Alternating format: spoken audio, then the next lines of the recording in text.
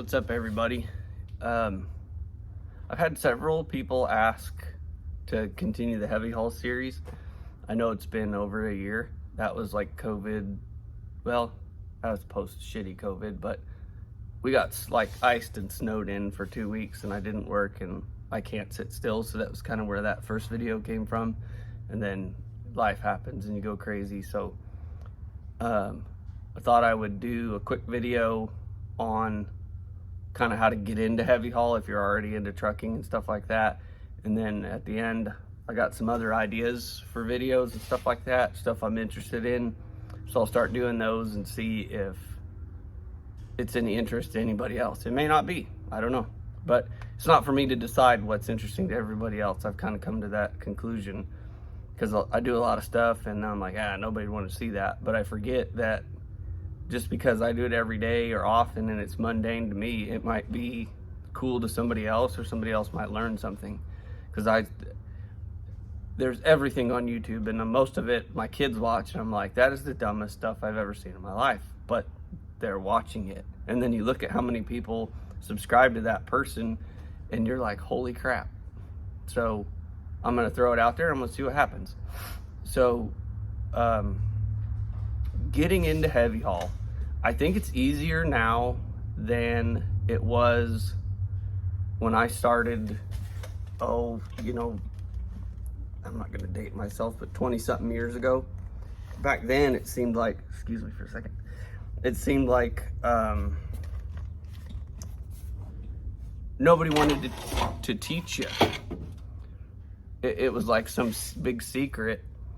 And I was a mechanic for a crane and rigging company. I had my CDL, and it got to where they were really busy and I drove a lot. And I went with their heavy haul guy a lot because we used a lot of oil field style trailers. So we had to drag winch cables in them. It was grunt work.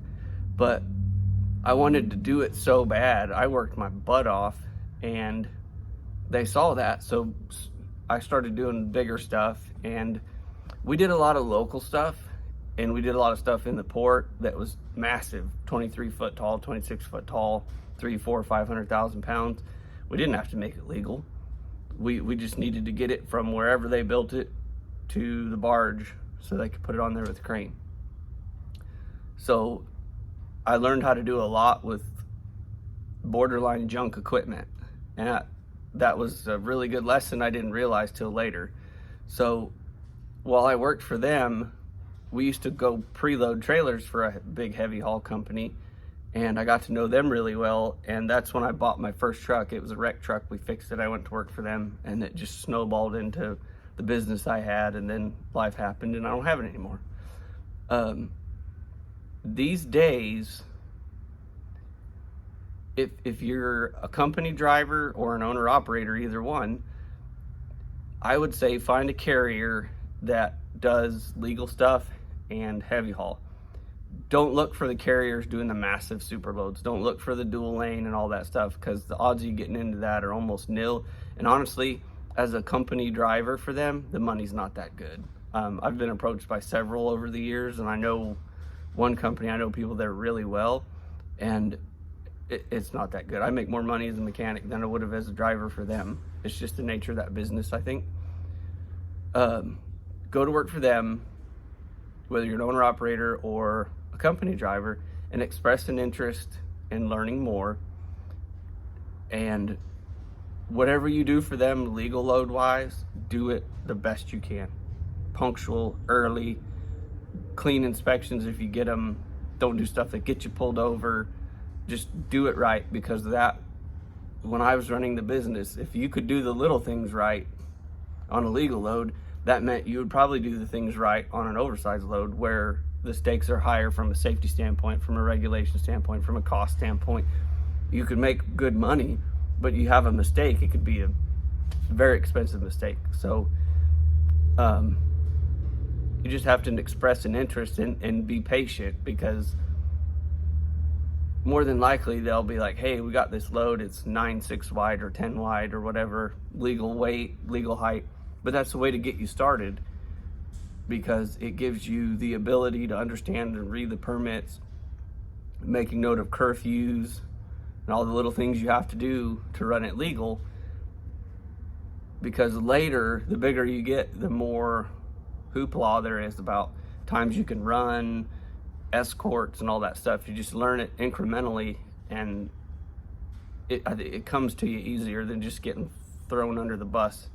You pulled a step deck, here, pull a 13 axle. No, it doesn't work like that. It should not work like that. I'm not saying there's not somebody that would do it that way, but that's asinine.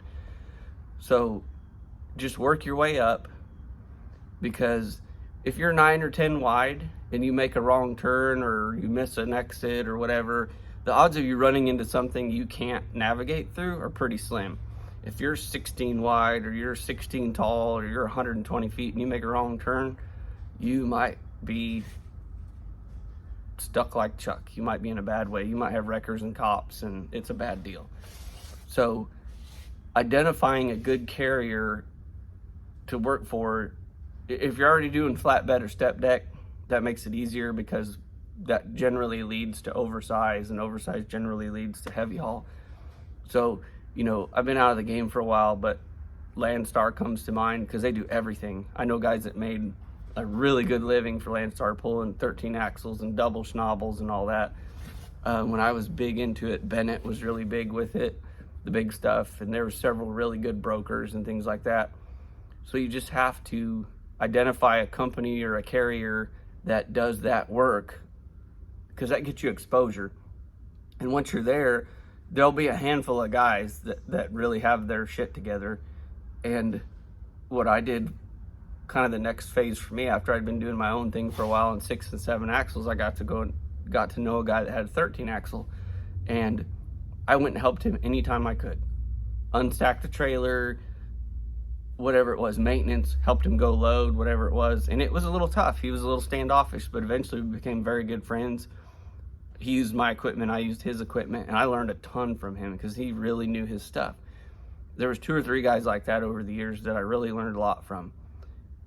Once they figure out you're genuine, and once they figure out that you're not trying to steal freight from them or cut them out of something, they'll probably teach you a lot. And you'll probably learn more just by watching them do what they do than asking a bunch of questions than you would if you sat down with a pen and a paper and just put them on the spot and asked a bunch of questions. So you gotta find the guys that do it, help them, and then if it's a Landstar or some big carrier, as you develop a rapport with them, you develop somewhat of a reputation. At some point, the opportunities will present themselves.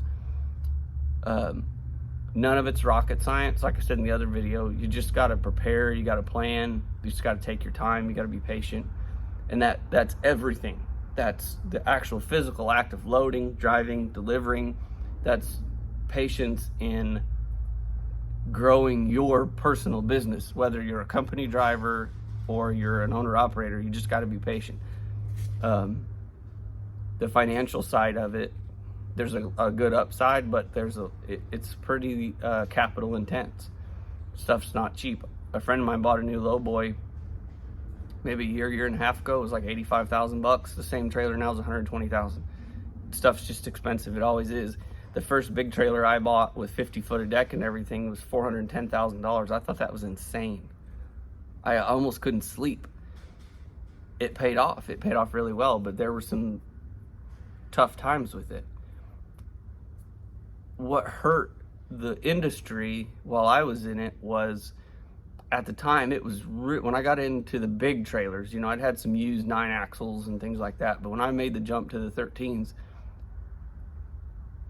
it was difficult to get them financed. Not every bank, lender, even transportation focused lenders, not very many of them would loan money on equipment like that. So that kind of made a good niche, and the rates were really good. But as time moved on, just like everything else, it seems like every Tom, Dick, and Harry that had money to loan would loan money on 13 axles, and freight we were getting 40 or 50,000 to move. In a matter of 6 months or a year, the rates were 20 or 25,000. That's break even for a lot of big trailer loads. If you're honest about your expenses, that's break even. By the time you pay your pilot cars and you buy all your fuel and you buy your permits, your police escort, if you have to have bonds, all your eating and lodging and wear and tear and replenishment costs, all that, it wasn't enough. And that's part of the reason I got out of it, was I could go broke sitting in the yard and be home every night versus going broke on the road, throwing good money after bad. So be financially smart about it. Obviously, if you're working in that direction and it's about time to buy a truck or upgrade your truck, you might consider your next step in trailer size. That might help you decide what you want for a truck. It might help you decide on a different transmission or a different gear ratio, or heavier heavier rear ends, or wheelbase, or all that stuff matters down the road. Do you need, if you're going to go to a 3-axle step deck, do you need a different truck? No. If you're going to pull a 9-axle, yes. If you're going to pull a 13, that's almost another layer of truck spec. But for the sake of this video, you more or less got to find the guys in your niche, or find a new niche, move to a different company. If you're at a company that's strictly flatbed and they don't do anything but flatbed, or strictly legal step deck, you'll never get into it there, because they're not going to do it. It's like pushing a chain. They're just not going to do it because it doesn't fit their business model. So you have to get out into the world and you have to find carriers that do it and work your way into it, and just work your way up. Another way you could do it on a local scale, if you're not over the road, is equipment dealers, construction companies, whatever it is. You can get a lot of exposure to yellow iron, and that's a good start. That makes you damn good at maneuvering, because it's a lot of local work, a lot of backing and turning, and you get really good at knowing where you can fit your truck and where you can't.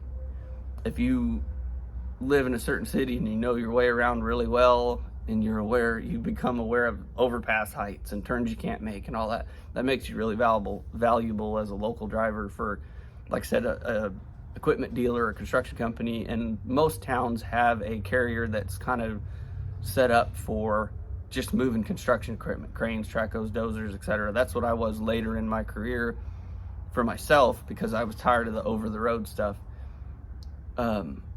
And a lot of those companies will train you. They'll teach you. If you're a good, solid driver, you don't tear your equipment up, you're good at getting around, backing up, and your brain works, then you're teachable, and they'll take the time to train you. I will tell you, if you go somewhere and all you've ever done is pulled a flatbed, and they invest 6 months or a year or 2 years in training you to pull a lowboy, whether it's 7-axle, 8-axle, 9-axle, you learn to run a loaded beam deck, and you do all the things. Don't go job shopping. I hate that about the trucking industry, and the industry is to blame for that, more on the dry freight side and the reefer freight side. If you can fog a mirror, they'll put you in a truck, and it's created this thing where guys job hop to get sign-on bonuses and crap like that, and that's, yeah, story for another day. So just identify what niche you want to be in. If you want to do over the road, if you want to do local, if you want to do regional, if you know, and where you live will determine it too. Like around here, there's tons of iron, whether it's construction or pipeline or whatever, but there's also lots of manufacturing for refineries, power plants, etc. And we did a lot of that. We did a lot of feed water heaters, heat exchangers, different big fabricated vessels, and those paid really good because the equipment it took, and then also the requirements to get into those facilities, nuclear power plants and things like that. You had to do background checks, yada yada yada. You had armed guards with you and stuff like that. It was different. So I guess it's like getting into a new hobby. When you want to do a new hobby, what do? You find people that are doing it, and then you're going to run into 10 assholes before you run into the one guy that's like, hey man, come on here, I'll show you how to get into it. What's your background, blah blah blah. And not everybody's cut out for it either. That's the thing. I've seen guys that wanted to do it so bad, and I tried to train some guys that wanted to do it so bad, and they just didn't have it. They could tear up a crowbar at a sandbox with a rubber mallet. So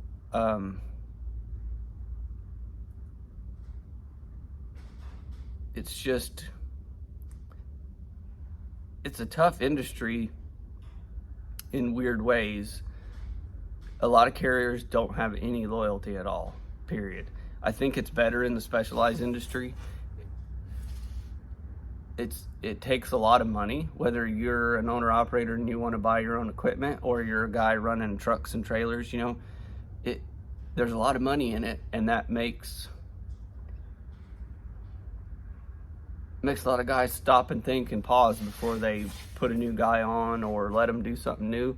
So you need to be patient. Like I said, that word is probably the most important word in any specialized or heavy haul, is just patient. You can put a lot of guys off if you're too pushy, too eager. If they own the equipment and it's their clients and it's their insurance and it's, they're the ones with their neck on the line, you got to do it on their schedule. But that's not a reason to run out and spend a shitload of money to buy equipment, because it's not the field of dreams. If you build it, they may not come. They may not. And we're in a weird economy, a weird political environment. It's just, I wouldn't start up again for love or money. If I had tons of money sitting around, I still wouldn't do it. I've told this to many people. The quickest way to make $1 million in the trucking business, start with $2 million. It's pretty tough. The profit margins are thin, and sometimes it's a very thankless job. Sometimes it's pretty cool. If you beat a schedule or get yourself into a spot somebody said you couldn't get into, that's pretty cool. But I guess to come back to the main focus of the video is, specialized carriers are always looking for good drivers. I don't remember the guy's name, but one of his quotes about hiring people was, hire the smile, teach the skill. It's kind of like that with trucking. They don't care if you smile or not. I don't know why anybody in the trucking business would smile, but if you have the right mindset and you're good with people and you're patient and you're clean and all the things that make you presentable to their customers, the odds are pretty good if you show an interest in kind of taking the next step in specialized or heavy haul, they'll probably help you do it, because it's always hard to find good people. And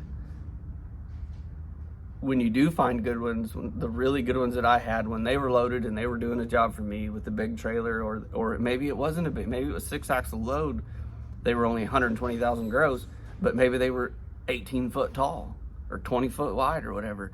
There was a handful of guys that I rested well when they were under that load, because I knew they would do it right, and I knew they would stop before things went sideways and be like, hey man, something ain't right.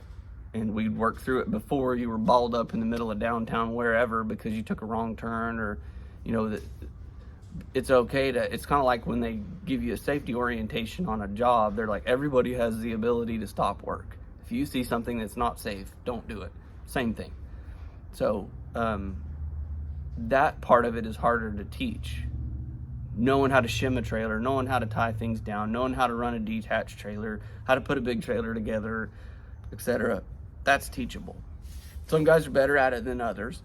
Just like there's some baseball players that make $100,000 a year, and there's some baseball players that make $15 million a year. They still all play baseball. It's just that some are better than others. Same thing. So hopefully that's a logical next step in how to get into it. And I'm hoping there's comments and questions where it kind of helps me maybe fill in some blanks and add to it. I'd like to get into videos on truck spec, trailer spec, some of the equipment that you have to have. I used to make a lot of my own equipment. A lot of our tarps and stuff we had to order custom because they were so big. I thought about doing a video on all the stuff that I carried when I was running the big trailer in the truck for tools, and I could address a lot of small issues on the side of the road to get myself out of a jam. And there's a lot of ways we can go with it. So I'm gonna I got an idea now. We'll see what comes of the comments and questions. And then I'm gonna do some videos not related to trucking. I have a 71 Ford F100 I'm going to go through. I got it from another guy off YouTube that I know up in North Dakota. We need to build a motor for it, go through the brakes. And then the plan right now is to get it running and driving and sort it out. And then my oldest son, in 4 years, hopefully it's his first truck. So we're gonna do something with that. I think the first thing we're gonna do is a motor. I know the motor in it's junk. I have another motor. We're gonna tear into it and see what it looks like. And then I got an idea of what I wanna build. And so I'll probably cover some of that. and I'll share with you my sources for what I've learned about the FE series of engine.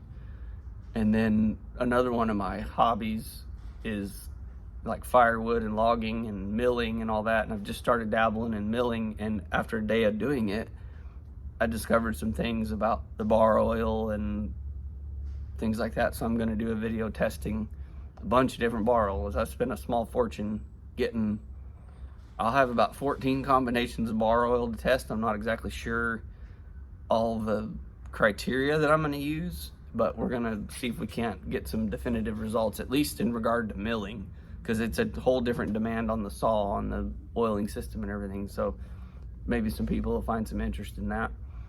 I'm kind of burnt out on the mechanic stuff because I do it 5 days a week, and I've even taken a step back from side work to get some of my personal stuff done. And of course, it's getting to be mowing season where it takes me 3 or 4 hours a week to get the shop mowed, and then I got a yard at home and I got garden stuff to do. So I'm gonna try to be a little more consistent with videos. I've invested in a little bit of equipment to maybe do a better job. So we'll kind of take a new direction and see what the feedback's like, see what people think of it.